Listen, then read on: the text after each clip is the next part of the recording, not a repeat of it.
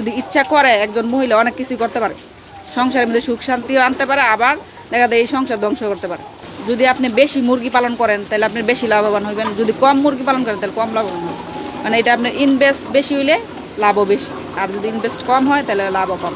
যেরকম আমি 200 মুরগি দিয়ে শুরু করছি প্রথম, এই পর্যন্ত আপনার একটা খামার দিছি বাড়িতে আপনার 4 লক্ষ টাকা খরচ করে। তারপরে এই যে খামারটা দাঁড়ায় আছি, এই খামারটা আমার সম্পূর্ণ খরচ গেছে প্রায় 14 লক্ষ টাকা। তারপরে পাশে কিছু জায়গা কিনছি, তারপরে বাড়িতে ঘরের কাজ ধরছি। এখান থেকে আল্লাহর রহমতে আপনাদের দোয়ায় এই প্রতি মাসে প্রায় 1 থেকে 1.5 লক্ষ টাকার মতো আমার থাকতেছে। এটা আপনার প্রায় 6 থেকে 7 কেজি ওজন আছে।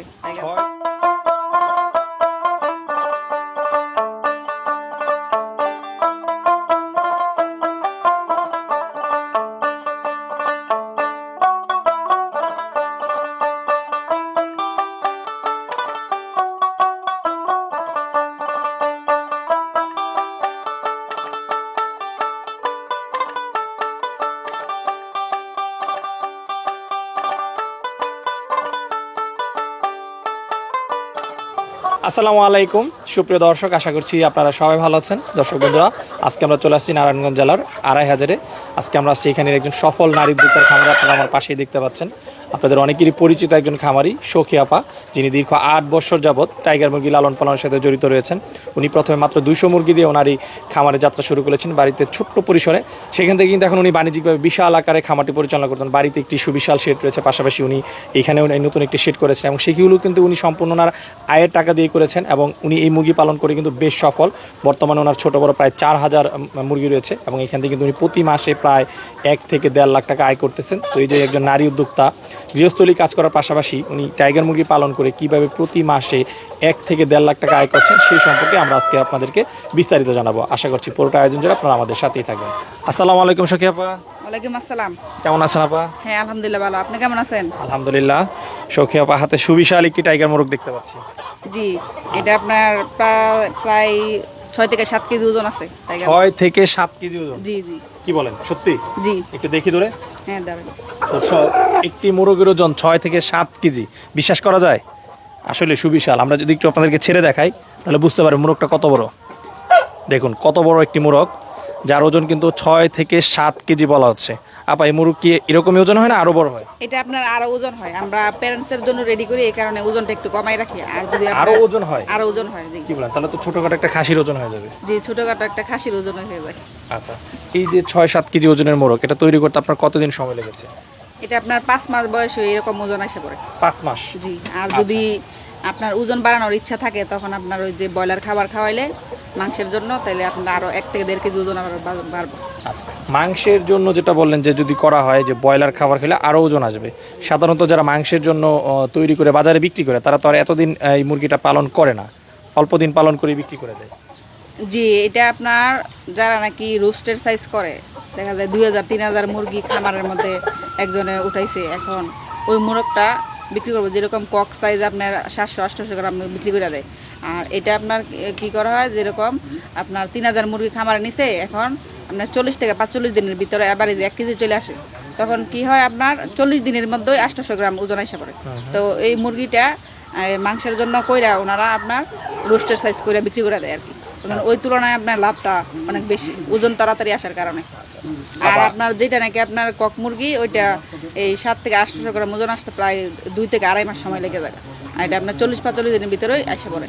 আচ্ছা আপা, আমরা দেখতে পাচ্ছি আপনার এই ফার্মে বিভিন্ন শেড করা, আলাদা আলাদা করা, এবং আপনি এক একটা আলাদা শেডে আলাদাভাবে মোরগ এবং মুরগিগুলো রেখেছেন। বিশেষ করে যে শেডে রয়েছে এখানে কিছু প্যারেন্টস রয়েছে, পাশের শেডে কিছু বাচ্চা দেখতে পাচ্ছি। সব মিলিয়ে বর্তমানে আপনার ফার্মে মুরগি আছে কতগুলো? সব মিলিয়ে প্রায় 4000 মুরগি আছে। ছোট বড় মিলে 4000 মিলে।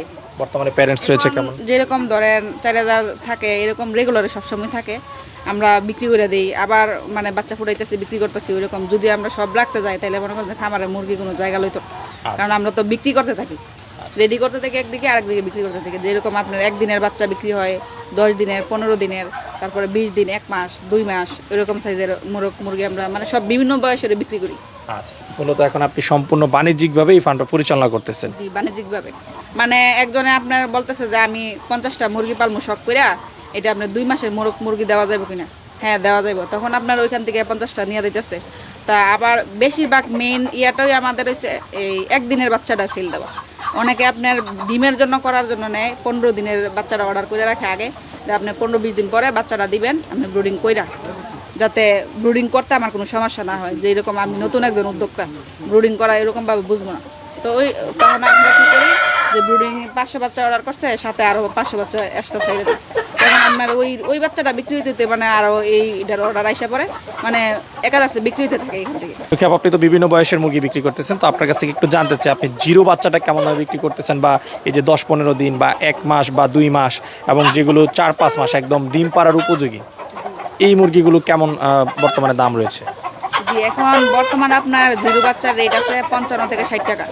আচ্ছা, অনেক রেট এখন আগের তুলনায় অনেক রেট কমাইয়া দিছি আমরা, কিন্তু খাবারের রেটটা যদি একটু কমানো যেত তাহলে বাচ্চার রেটটা আমরা আরও কমাইতে পারতাম।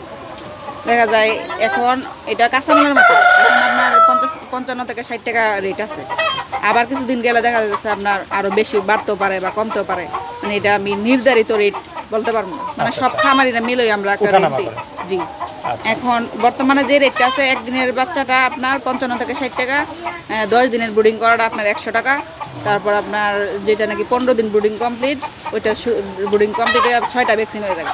যেরকম আপনার একদিনে আমরা মারেক্স ভ্যাকসিন করি, 5 দিনে রানীক্ষেত ব্রঙ্কাইটিস আইবার 3টা একসাথে। তারপর আপনার 8 দিনে কিল ভ্যাকসিনটা করি, আর 12 দিনে গাম্বুরা করা হয়। তখন আপনার 6টা ভ্যাকসিন কমপ্লিট হয়ে যায়। এইটা নিয়ে ব্রুডিং করা শেষ হইলে তখন আপনার খামারে নিয়ে ছেড়ে দিলেও চলে, খাবার পানি খাওয়াই। আর ঠিকমতো আপনার দেখা যায় যে এইটার ওষুধ আর ভ্যাকসিনের তালিকা এগুলো আমরা দিয়ে দিই, ওনারা লালন পালন ঠিকমতো করতে পারে সঠিকভাবে। যেহেতু ডিমের জন্য করা হয়, এই কারণে আপনার 15 দিনের বাচ্চাটার রেট আছে 170 টাকা, 160 টাকা, 170 টাকা, এই রেটে বিক্রি হয়। তারপর আপনার 25 দিনের আছে আপনার 220 টাকা, 250 টাকা এরকম। আর 1 মাসের নিলে আপনার 300 টাকা পিস। আবার এই যে আপনি বিভিন্ন বয়সের মুরগি বিক্রি করতেছেন, এর মধ্যে সবচেয়ে বেশি চাহিদা পাচ্ছেন কোন বয়সের মুরগির? যে এখান থেকে আপনার সবচাইতে বেশি চাহিদা হচ্ছে আপনার 15 থেকে 20 দিন।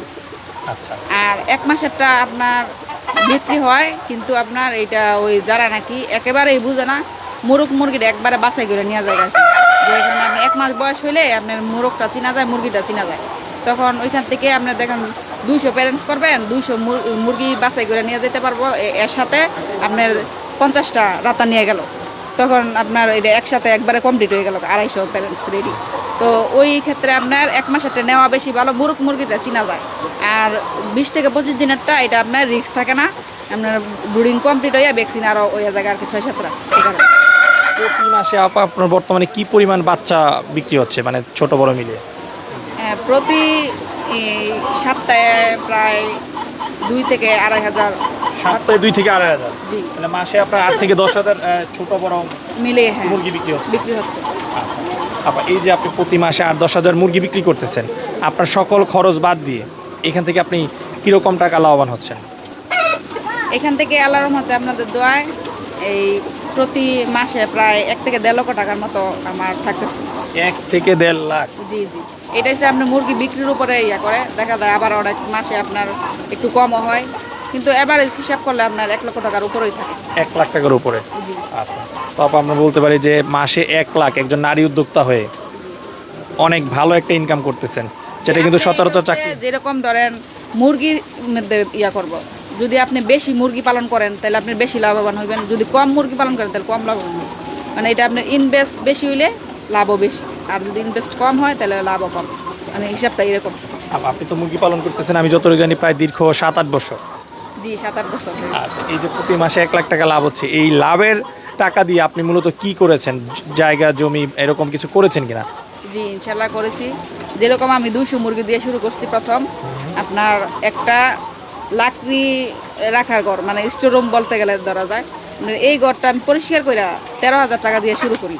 তখন এই ঘর থেকে আপনার 200 মুরগি পালন কইরা এই পর্যন্ত আপনার একটা খামার দিছি বাড়িতে, আপনার 4 লক্ষ টাকা খরচ করিয়া। তারপরে এই যে খামারটা দাঁড়ায় আছি, এই খামারটা আমার সম্পূর্ণ খরচ গেছে প্রায় 14 লক্ষ টাকা। মানে এই খামারটা দেওয়া হয়েছে, মানে এখান থেকেই, মানে এটা থেকেই আমি আস্তে আস্তে বাড়াই।